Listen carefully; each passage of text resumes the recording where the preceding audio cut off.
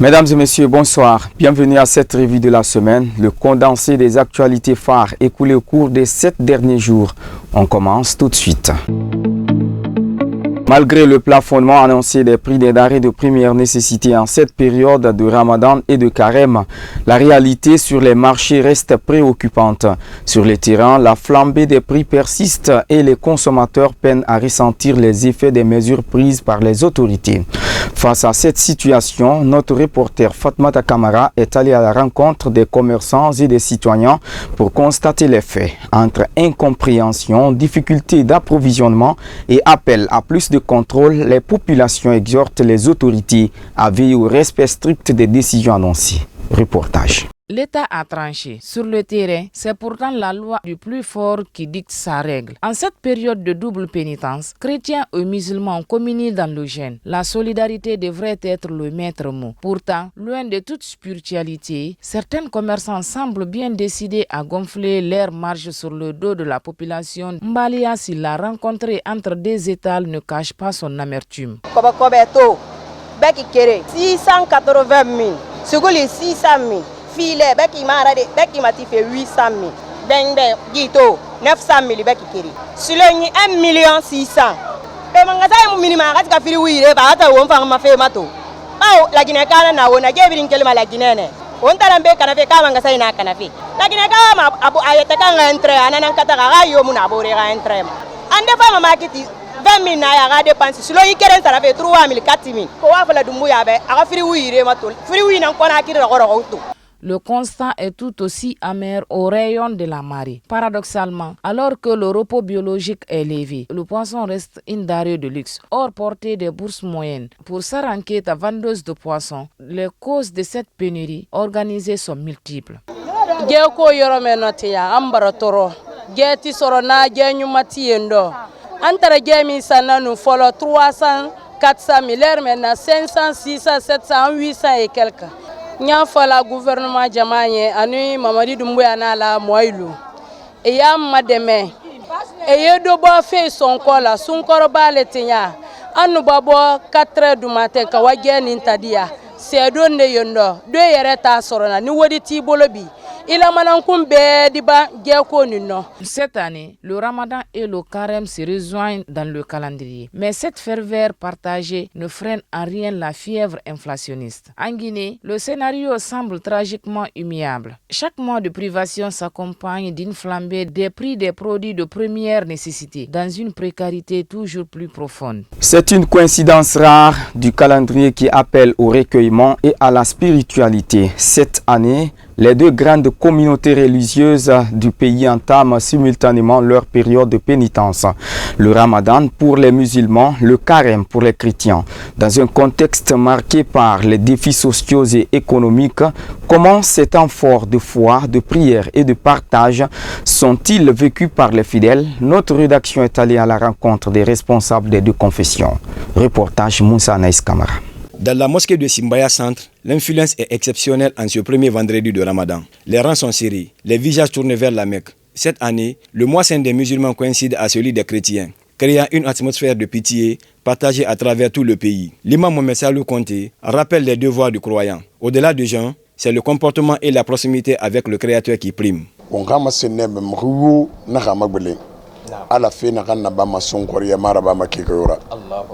ala fina ganna ba masumma khiba munara ba makhiyobe sungi man no mafadi agami khini khuru wongano wongetera ana to arabu ina gamana asa afifan mata karima akhafa waidina nake fasamanti ana gantan na kui gombara ndefa la kutuba kui ala riyanna na de solo masagambiri nabi masongori nana aya kana mana de solo fere biri mbala ala ko kere loga ko afesa kike wuli kere mbatu be onga songori gangi profiter onga ko profiter onga wonde soko wonna matin kay mone ba ma kombina na die songori tangabara nana to na ke ni kombi aga fala kay ben songwe songori man altala to adentege anaga logo biri ngamugila lago kike biri ngamugila lago atan altala na ga logo mo kontirinara ayaman ma'dudat khasima kontina makama parce que nous keren perdara ni misaman khamislimi sallam ka songori vindi batare ra way songori tambatare marade parce que won si nay na yama e fannek be son fe anu ka education na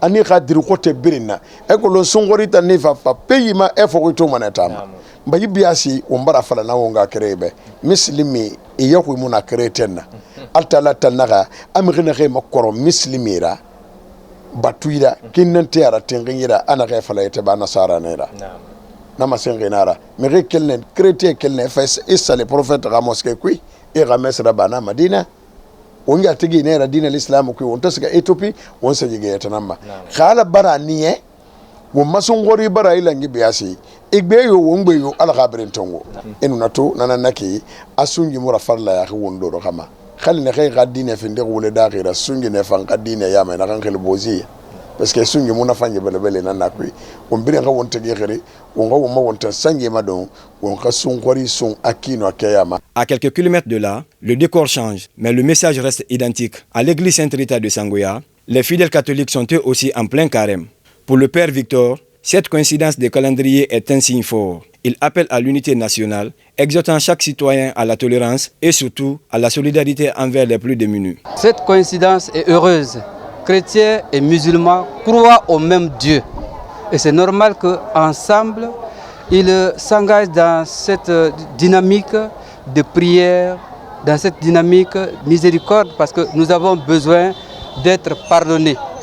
Tous les jours, nous offensons notre Créateur par diverses manières. Nous pouvons faire du tort à notre prochain, même à ceux qui nous estiment beaucoup plus, et donc par inadvertance ou intentionnellement. Et donc le chrétien et le musulman qui entrent dans cette dynamique de renoncement, de conversion, ont cette possibilité de voir que ce Dieu qui se révèle à nous à travers Jésus et à travers le prophète Mohammed, c'est le même Dieu. Donc nous n'avons qu'un seul Père.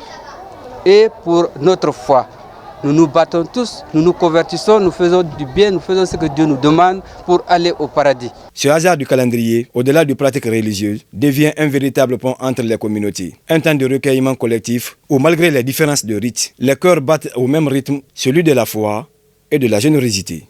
Lever les obstacles à l'entrepreneuriat agricole féminin, c'est l'enjeu de la 3e réunion du comité de pilotage du programme ISWAN qui s'est tenu cette semaine à Conakry. Ce projet vise à propulser les femmes ouest-africaines au cœur de la chaîne de valeur du riz, de la transformation à la commercialisation. Soutenu par la BID et le PNUD, l'initiative a réuni acteurs agricoles et partenaires stratégiques.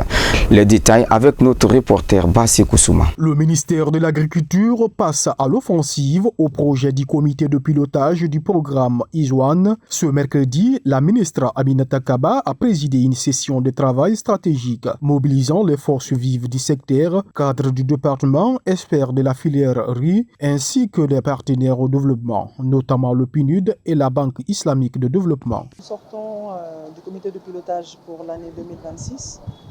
Ce comité de pilotage concerne le projet ISWAN, où la Guinée fait partie des pays bénéficiaires. C'est un projet sous-régional qui couvre la Guinée, le Niger, la Sierra Leone et le Sénégal. Ce programme en fait couvre surtout les femmes dans certaines zones, dans certaines préfectures, notamment les préfectures de Sigiri, Kouroussa, Dinguira, Boké, Koya et Dubreka. Nous avons pu effectivement étudier les difficultés rencontrées dans la mise en œuvre de ce projet. Il y a des recommandations qui ont été formulées lors du comité de pilotage précédent que nous avons eu à valider. Donc nous assurer que la mise en œuvre a été effective et ensuite formuler de nouvelles recommandations. Comme le projet le prévoit, il est prévu d'avoir à peu près plus de 1000 emplois directs aux bénéficiaires de ces femmes-là et de ces filles dans la filière de transformation du riz, et plus de 5000 emplois indirects. Et parmi les difficultés rencontrées, justement, c'est la structuration du projet en termes d'accès au financement pour les petites et moyennes entreprises. Donc il y a un plaidoyer qui est fait au niveau de la Banque islamique de développement pour pouvoir prendre en compte les difficultés, pour lever les barrières d'accès au financement de ces femmes. Sur le terrain de la coopération, la synergie est totale. Les représentants du PNUD et de la BID ont réaffirmé leur engagement technique et financier. C'est le comité de pilotage d'un projet qui accompagne les femmes et les jeunes filles dans la filière riz. On est avec le bailleur principal, et sous la présidence de Madame la ministre de l'Agriculture, on a passé en revue les activités restant dans ce projet.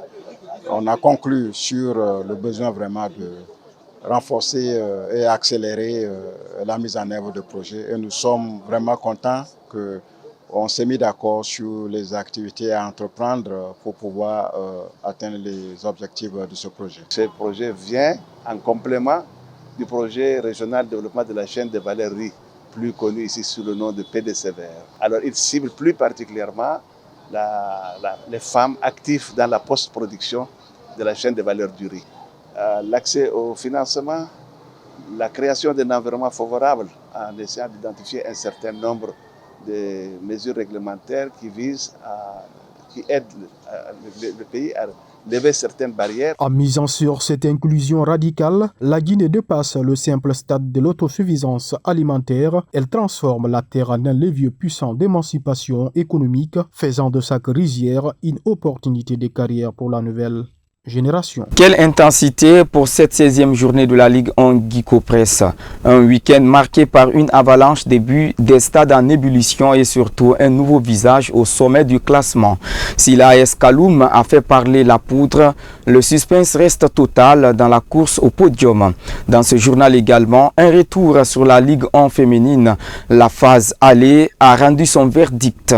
L'AS Bolonta survole les débats, mais ses poursuivantes, le club olympique de Ratoma et le Sangbrala FC restent en embuscade et comptent bien relancer la bataille au retour.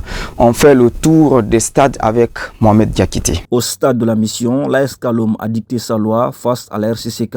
Victoire nette et sans bavure, 3-0. Solide en défense, réaliste devant le but, les Kaloumistes envoient un message clair à la concurrence. Le titre est plus que jamais dans leur viseur. Pendant ce temps, à Yorokogia, le Oroya AC a dû s'employer pour venir à bout de l'AS Sangaredi. Succès 2-1, acquis dans la douleur mais précieux pour rester au contact du sommet. À Koleya, place au statu quo foot élite et le CIK se quittent sur un score de parité, un but partout. Un match équilibré, intense, mais un nul qui laisse un goût d'inachevé pour les deux camps. La surprise de la journée est venue du stade de l'Asfag, battu à domicile par le Wakria AC 0-1, un coup d'arrêt pour les militaires dans leur course vers les premières places.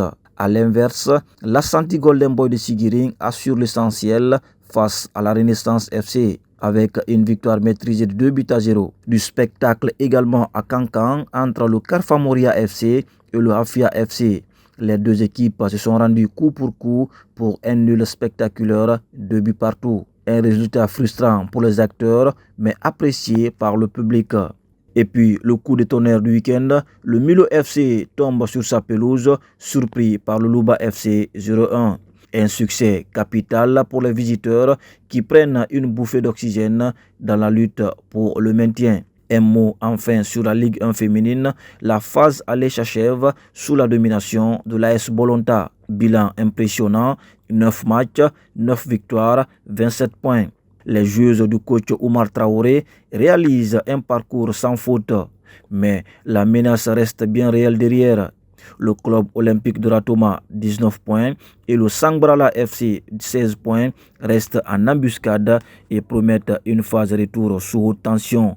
Le championnat est relancé et la bataille s'annonce plus indécise que jamais. Ainsi s'achève cette revue de la semaine. Tout le plaisir a été pour nous de vous servir. Merci et à très bientôt pour une autre analyse de l'actualité de la semaine. Bonsoir.